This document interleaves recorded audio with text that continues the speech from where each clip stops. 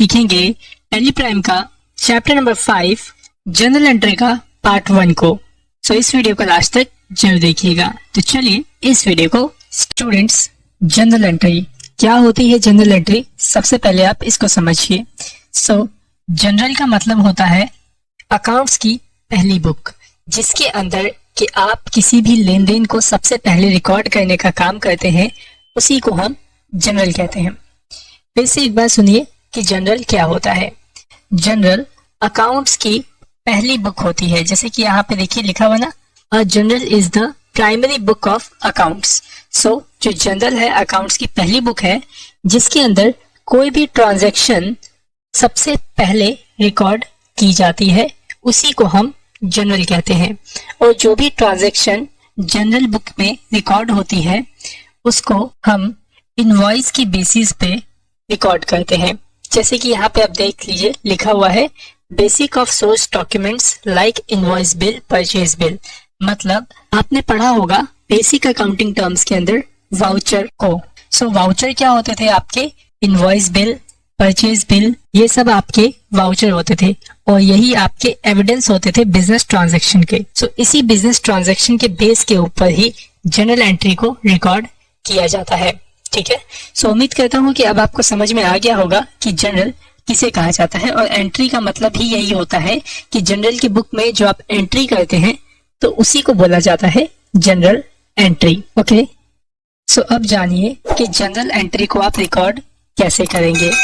सो general entry को record करने के लिए आपको एक रूल फॉलो करना होगा, जिसे हम कहते हैं गोल्डन रूल्स ऑफ अकाउंटिंग। ठीक है, इसके अंदर दो टर्म है, एक टर्म है आपकी डेबिट की और एक टर्म है आपकी क्रेडिट की। ठीक है, सो मैं आपको एक फॉर्मूला समझ लीजिए बता रहा हूँ, उसी के बेस पे हम आगे की सारी जनरल एंट्रीज करने वाले हैं। तो यहाँ देखिए, जो आपका यहाँ पे डेबिट वाला टर्म है, इस डेबिट के अंदर हम सब कुछ रिसीव करने का काम करते हैं और क्रेडिट के अंदर हम सब कुछ पे करने का, देने का काम करते हैं। जैसे कि यहाँ देखिए नीचे लिखा हुआ है debit the receiver, credit the giver. ठीक है, देखिए रियल अकाउंट में भी लिखा हुआ है debit what comes in, credit what goes out. Means debit के अंदर आपके पास जो भी आ रहा है आप उसको लिखेंगे और क्रेडिट में आपके पास जो भी जा रहा है आप उसको लिखेंगे। ओके, सो मैं उम्मीद करता हूँ कि आपको डेबिट और क्रेडिट समझ में आ गया होगा। तो चलिए अब मैं आपको दिखाता हूँ जनरल एंट्री का फॉर्मेट, कि आप जनरल एंट्री का डिजाइन किस तरीके से बनाएंगे। तो देखिए, जो जनरल एंट्री का आप फॉर्मेट बनाएंगे कुछ इस तरीके से होगा। इसके अंदर ये कुछ कॉलम्स होंगे, जिसके अंदर पहला कॉलम होगा डेट का, दूसरा पर्टिकुलर का, तीसरा लेजर फोलियो, चौथा डेबिट अमाउंट और पांचवा आपका क्रेडिट अमाउंट का होगा। ठीक है, इसमें आप कैसे एंट्रीज को रिकॉर्ड करेंगे, चलिए जरा अब हम उसको सीखते हैं। तो एंट्री रिकॉर्ड करने के लिए सबसे पहले आपको यहाँ पे देखिए एक एंट्री दी गई है। सो इस एंट्री के अंदर क्या लिखा हुआ है, जरा उसको ध्यान से पढ़िएगा और समझिएगा। देखिए यहाँ लिखा है purchase furniture in cash 2000 rupees. मतलब इसमें आप क्या कर रहे हो, आप परचेज कर रहे हो फर्नीचर। और अगर आपको परचेज का मीनिंग नहीं पता तो मैं आपको बता दूं, परचेज का मतलब होता है खरीदना। मतलब आपने परचेज किया है, मतलब फर्नीचर खरीदा है कैश में। तो अब आप मुझे बताइए कि आपके पास क्या आया और आपके पास से क्या गया।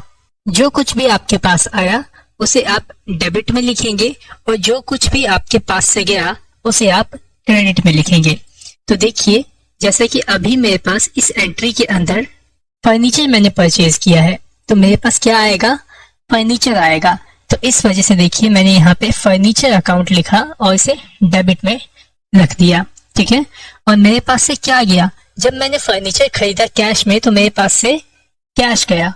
मतलब फर्नीचर आया, सामान आया हमारे पास से और कैश चला गया, क्योंकि मैंने सामान खरीदा है कैश में 2000 रुपए में। तो देखिए ये फॉर्मेट है आपका जनरल एंट्री का, और इसके अंदर किस तरीके से एंट्री की गई है जरा वो देख लीजिए।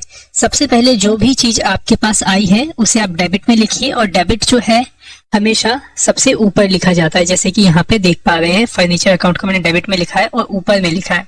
ठीक है। और उसके बाद जो भी क्रेडिट में आपको लिखना होता है, जो भी आपके पास से गया है उसे आप क्रेडिट में लिखेंगे इस तरीके से। देखिए थोड़ा सा स्पेस यहाँ पे छोड़ देंगे और 2 लगाएंगे और उसके बाद यहाँ पे कैश अकाउंट लिखेंगे और फिर क्रेडिट लिखेंगे, ठीक है। सो उम्मीद करता हूँ कि आपको समझ में आ गया होगा किस तरीके से आपको ये जर्नल एंट्री करनी है। तो चलिए एक और एग्जांपल देखते हैं। यहाँ पे नेक्स्ट एंट्री देखिए क्या लिखा है यहाँ पे, परचेज फर्नीचर थ्रू चेक। अब देखिए इसमें हम क्या कर रहे हैं, हम फर्नीचर खरीद रहे हैं चेक के माध्यम से। पिछली वाली एंट्री में क्या था, हमने कैश दिया और फर्नीचर खरीद लिया, लेकिन इस एंट्री में क्या है, हम चेक पे कर रहे हैं और फर्नीचर ले रहे हैं। तो सिंपल सा फर्नीचर अकाउंट जो होगा आपका डेबिट में आ जाएगा और यहाँ पे क्रेडिट में क्या आएगा, आपके पास से क्या जा रहा है, आपके पास से चेक जा रहा है, ठीक है। तो मैं आपको बता दूं तो चेक का अकाउंट हम नहीं बनाते हैं, ठीक है। और चेक की जगह हम बनाते हैं बैंक अकाउंट, क्योंकि जो हमने चेक दिया है तो जो हमारे पैसे कटेंगे वो कहाँ से जाएंगे, बैंक अकाउंट से। तो इसी वजह से हम चेक की जगह बैंक अकाउंट लिखेंगे, ठीक है। बैंक से हमारे पैसे गए तो हम लिखेंगे बैंक अकाउंट क्रेडिट, ठीक है। तो यहाँ पे देख लीजिए वही रूल फॉलो हो रहा है जो अभी मैंने आपको बताया था, debit what comes in, credit what goes out. मतलब जो भी आपका आ रहा है आपके पास उसे आप डेबिट में लिखेंगे और जो भी आपके पास से जा रहा है उसे आप क्रेडिट में लिखेंगे, ठीक है। देखिए यहाँ पे मैंने डाल दिया फर्नीचर अकाउंट डेबिट और उसका अमाउंट डेबिट साइड में डाल दिया 2000 और फिर डाला टू बैंक अकाउंट क्रेडिट, क्योंकि हमारे बैंक से पैसे जा रहे थे क्रेडिट में, और क्रेडिट में यहाँ पे आप अमाउंट डाल दो 2000 रुपीज। ओके, समझ में आया आपको ये एंट्री? अगर नहीं आ रहा है आपको समझ में तो कमेंट में क्वेश्चन पूछ लीजिएगा कि कौन से टॉपिक आपको इसमें समझ में नहीं आए हैं, ठीक है। मैं आपको इसी तरीके से कई सारी और भी जनरल एंट्री यहाँ पे भी बताने वाला हूँ। तो चलिए नेक्स्ट एंट्री देखते हैं। यहाँ पे नेक्स्ट है आपकी purchase goods from Ankit on credit. मतलब यहाँ पे ये एंट्री कह रही है कि आपने क्या किया है, सामान खरीदा है। गुड्स का मतलब याद है आपको, गुड्स का मतलब क्या होता है, सामान, ठीक है। और परचेज का मतलब खरीदना। तो इसका मतलब क्या हुआ कि आपने सामान खरीदा है, किससे, अंकित से, उधार में। याद है आपको मैंने बताया था क्रेडिट परचेज क्या होता है, क्रेडिट परचेज वो होता है जब हम उधार की परचेज करते हैं। तो यहाँ पे भी हमने क्या किया है, यहाँ पे हमने सामान खरीदा है अंकित से उधार में, ठीक है। तो इसकी एंट्री क्या बनेगी जो वो सोचिए। इसमें आप पहले ये देखिए कि आपके पास क्या आया। आपने सामान खरीदा तो आपके पास से क्या आएगा, आपके पास सामान आएगा। और अब देखो आपके पास जो सामान आया है उस सामान का नाम आपको पता नहीं है। अभी जो पिछली वाली एंट्री थी उसके अंदर आपने फर्नीचर खरीदा था तो आपको सामान का नाम पता था, तो इस वजह से आपने क्या किया था, डेबिट में उस सामान का नाम लिख दिया था। अब यहाँ पे तो आपको सामान का नाम पता ही नहीं है, तो आप यहाँ पे क्या लिखेंगे, आप यहाँ पे लिखेंगे परचेज अकाउंट डेबिट, ठीक है। देखिए जब आपके पास कोई सामान का नाम ना हो लेकिन आपने सामान परचेज किया है तो उसकी जगह पे आप क्या करेंगे, परचेज अकाउंट लिख देंगे। मतलब सामान का नाम अगर नहीं पता है तो सामान के नाम की जगह आप क्या लिखेंगे, परचेज अकाउंट, ठीक है। तो हमने जैसे यहाँ लिख दिया परचेज अकाउंट डेबिट, क्योंकि हमारे पास सामान आ रहा था, इस वजह से हमने लिख दिया परचेज अकाउंट डेबिट। तो आपको मैंने अभी बताया जो भी अब आपके पास आएगा वह सब कुछ डेबिट में आपको लिखना है। अब आप बताइए, आपने जब अंकित से उधार में सामान खरीदा है तो आपके पास से क्या गया, आपके पास से तो कुछ भी नहीं गया, क्योंकि आपने जो सामान खरीदा वह उधार में था। तो गया किसके पास से, अंकित के पास से, ठीक है। तो इस वजह से हमने यहाँ पे अंकित को क्रेडिट कर दिया। तो देखिए इसमें सबसे पहले आपको ये देखना है कि आपके पास क्या आया और आपके पास से क्या गया, ठीक है। और अगर आपके पास से कुछ भी नहीं गया तो आप ये देखिए जिसके साथ हम ट्रांजैक्शन कर रहे हैं क्या उसके पास से कुछ गया। अगर उसके पास से कुछ गया है तो हम उसका नाम यहाँ पे लिख देंगे, जैसे कि यहाँ मैंने लिख दिया है purchase account debit to Ankit account credit. Purchase account के माध्यम से मैंने अपना सामान जो खरीदा वो रिसीव कर लिया और अंकित की तरफ से वो सामान हमारे पास आ गया, मतलब उसके पास से चला गया, इस वजह से हमने उसे क्रेडिट में लिख दिया, ठीक है। तो चलिए एक और एंट्री देखते हैं। ये एंट्री में क्या लिखा है, purchase goods from Ankit in cash, ठीक है। अब यहाँ पे क्या हो रहा है, हम क्या कर रहे हैं, सामान खरीद रहे हैं अंकित से कैश में, ठीक है। तो क्या एंट्री बनेगी बता सकते हैं आप? तो ऐसा करिए, इस वीडियो को अभी पॉज करिए और ना इसका जो आंसर आप कमेंट में मेरे को लिख के बताइए, ठीक है। सो उम्मीद करता हूँ कि आप इजीली बता देंगे, क्योंकि बहुत ही इजी अभी पिछली जो मैंने अभी एग्जांपल दिए जनरल एंट्रीज के उसी में से ये भी है। तो सिंपली क्या कह रहा है यहाँ पे, सिंपली ये कह रहा है कि मैंने क्या किया है, अंकित से सामान इस बार खरीदा है कैश में, इस बार मैंने उधार में नहीं खरीदा। अभी लास्ट एंट्री जो अभी आपने अब पढ़ी थी उसमें हमने उधार में खरीदा था, ठीक है। तो यहाँ पे अब देखिए क्या आएगा, यहाँ पे भी देखिए सामान का नाम नहीं लिखा हुआ है, परचेज गुड्स इस तरीके से लिखा है। तो यहाँ पे हमें सामान का नाम नहीं पता, तो डेबिट में हम क्या लिखेंगे, परचेज अकाउंट डेबिट, ठीक है। तो देखिए लिख दिया परचेज अकाउंट डेबिट और टू कैश अकाउंट क्रेडिट।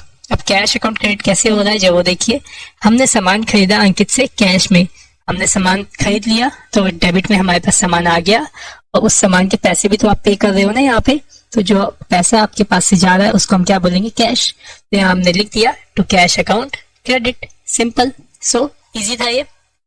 चलिए एक दो एग्जांपल और देख लेते हैं। यहाँ पे ये देखिए क्या लिखा है, सोल्ड फर्नीचर इन कैश, मतलब अब यहाँ पे क्या हो रहा है, हम फर्नीचर बेच रहे हैं कैश में। अब आप बताइए, जब भी कोई भी चीज आप बेचते हैं तो आपके पास क्या आता है, तो कोई भी चीज जब आप बेचते हैं तो आपके पास कैश आता है या तो चेक आता है, ठीक है। तो यहाँ पे देखिए क्या आ रहा है, आपके पास कैश आ रहा है, क्योंकि हम जो फर्नीचर बेच रहे हैं वो कैश में बेच रहे हैं। तो कैश अकाउंट कहाँ आएगा, डेबिट में या क्रेडिट में, तो आपका कैश अकाउंट आएगा डेबिट में, ठीक है। सो मैंने देखिए लिख दिया यहाँ पे कैश अकाउंट डेबिट। और आपके पास से क्या गया, मेरे पास से फर्नीचर गया, क्यों, क्योंकि मैं फर्नीचर सेल कर रहा हूं। तो सिंपल सा देखिए यहाँ पे एंट्री बन गया cash account debit to furniture account credit, ठीक है। इजी था ये, उम्मीद करता हूँ कि समझ में आ रहा होगा, ठीक है। अगर नहीं समझ में आ रहा, कोई प्रॉब्लम आई तो कमेंट करके आप वो भी हमें बता सकते हैं। और इसके अंदर आप एक चीज देखिए, जितने भी मैंने अभी एग्जाम्पल आपको अभी दिए हैं उन सभी एग्जाम्पल में हम एक ही रूल फॉलो कर रहे हैं, जो भी आपके पास आया उसे डेबिट में लिख रहे हैं और जो भी आपके पास से गया उसे हम क्रेडिट में लिख रहे हैं, ठीक है। बस इतना ही याद रखना है। अगर आप इतना ही याद रख लेते हैं तो सिंपल है कि आपको जनरल एंट्री बहुत इजी तरीके से आ जाएगी, ठीक है। चलिए एक और एग्जांपल देखते हैं। इसके अंदर क्या लिखा है यहाँ पे, sold furniture through cheque 2000 rupees. अब यहाँ पे क्या कर रहे हैं, हम लोग सामान बेच रहे हैं किसके थ्रू, चेक के थ्रू। और पिछली एंट्री में अभी हमने कैसे बेचा था, कैश के थ्रू। तो कैश के थ्रू हमने जब सामान बेचा तो हमारे पास कैश आया, लेकिन अभी हम क्या कर रहे हैं, यहाँ पे चेक के थ्रू सामान बेच रहे हैं, तो हमारे पास क्या आया, चेक आया। तो अब डेबिट में क्या लिखेंगे, चेक अकाउंट, नहीं, चेक तो आपके पास आया लेकिन जो पैसे रिसीव हुए वो किसके थ्रू हुए, बैंक अकाउंट के थ्रू। तो आप क्या लिखेंगे डेबिट में, आप लिखेंगे bank account debit to furniture account credit, क्योंकि बैंक अकाउंट में आपके पैसे रिसीव हुए और फर्नीचर आपके पास से चला गया। क्यों गया, क्योंकि आपने फर्नीचर सोल्ड कर दिया। और जो भी चीज आपके पास आ रही है उसे आप डेबिट में लिखेंगे और जो भी चीज आपके पास से जा रही है उसे आप क्रेडिट में लिखेंगे। और उसका अमाउंट भी आप ऐसे ही लिखेंगे, देखिए डेबिट वाला अमाउंट इस साइड, क्रेडिट वाला अमाउंट इस साइड, ठीक है। चलिए नेक्स्ट एक और एंट्री देखते हैं। यहाँ पे क्या लिखा है, sold goods to Ankit on credit, मतलब यहाँ पे क्या लिखा है, आपने सामान बेचा उधार में अंकित को, ठीक है। देखिए सिंपली लिखा है ना, सोल्ड गुड्स टू अंकित, आपने सामान बेचा अंकित को किसमें, उधार में। जहां क्रेडिट लिखा हुआ है ना तो समझिए कि उधार की एंट्री है, ठीक है। तो इसकी एंट्री बताइए क्या बनेगी, बहुत इजी है। देखिए पहले आप ये देखिए इसके अंदर कि आपके पास क्या आया, कुछ आ रहा है आपके पास, कुछ भी नहीं आ रहा है, क्योंकि आप सामान बेच रहे हैं उधार में, तो कुछ आएगा ही नहीं आपके पास। तो किसके पास आ रहा है, अंकित के पास, ठीक है, क्योंकि आप अंकित को सामान बेच रहे हो और सामान किसके पास जा रहा है, अंकित के पास। तो हम क्या करेंगे, इस बार अंकित को डेबिट में डाल देंगे। और आपके पास से क्या जा रहा है, मालूम है आपको, सामान जा रहा है, तो सामान का नाम तो पता नहीं है आपको। तो यहाँ पे आप क्या करेंगे, क्या लिखेंगे, परचेज लिखेंगे, नहीं परचेज नहीं लिखेंगे, यहाँ पे आप सेल लिखेंगे, क्योंकि यहाँ पे हम बेचने का काम कर रहे हैं। और जब हम खरीदने का काम करते हैं तो उस जगह पे हम परचेज यूज करते हैं, और जब हम बेचने का काम करते हैं तो वहां पे सेल अकाउंट का यूज करते हैं। तो देखिए ये रही entry, Ankit account debit to sale account credit. Okay, so उम्मीद करता हूँ ये भी आपको समझ में आ गई होगी। सो देखिए एक और एंट्री है यहाँ पे, sold goods to Ankit in cash. अब इसका आंसर तो आप बहुत इजी है, कमेंट में वापस से एक और कमेंट डाल दीजिए, इसका आंसर मैं देख लूंगा कि किस किस ने सही किया है, किस किस ने नहीं, ठीक है। तो इसको डाल दीजिएगा, अगर डाल देते तो बहुत ही अच्छी बात है, नहीं तो फिर देख लीजिए, यहाँ पे मैं बता ही रहा हूँ आपको। सिंपल सा है, sold goods to Ankit in cash, सामान बेचा आपने अंकित को कैश में, तो कैश आया, सामान गया, तो cash account debit cell account credit. Cell account credit क्यों कर रहे हैं हम? क्योंकि हमें सामान का नाम पता नहीं है। अगर लिखा होता सोल्ड फर्नीचर तो हम क्या करते, यहाँ पे क्रेडिट के अंदर फर्नीचर पास कर देते। Simple as that. ठीक है, सो उम्मीद करता हूँ ये भी आपको समझ में आ गया होगा। सो अब जितनी भी मैंने आपको एग्जांपल्स करवाए अच्छी तरीके से आपने समझे होंगे, और इसी के बेसिस पे मैं आपको एक टास्क दे रहा हूँ। ठीक है, जैसे कि आपको करना है, ये देखिए ये रहा वो टास्क। ठीक है, ये कुछ एंट्रीज हैं जो कि मैं आपको दे रहा हूँ। आपको क्या करना है, सिंपली कॉपी में ऐसा फॉर्मेट बनाना जैसा कि जनरल एंट्री का फॉर्मेट मैंने आपको दिखाया, और उसके अंदर सही तरीके से आपको ये एंट्री करनी है। और अगर आपको ये हमारी वीडियो पसंद आई है तो हमारी इस वीडियो को अपने फ्रेंड्स में अभी के अभी शेयर कर दीजिए, और नीचे दिया गया लाइक बटन उसे क्लिक कर दीजिए। आपके लाइक करने से हमें मोटिवेशन मिलता है ताकि हम आपके लिए और भी अच्छी अच्छी वीडियोस को बना पाए। और आप हमारे इस चैनल पे नए हैं तो हमारे इस चैनल को जरूर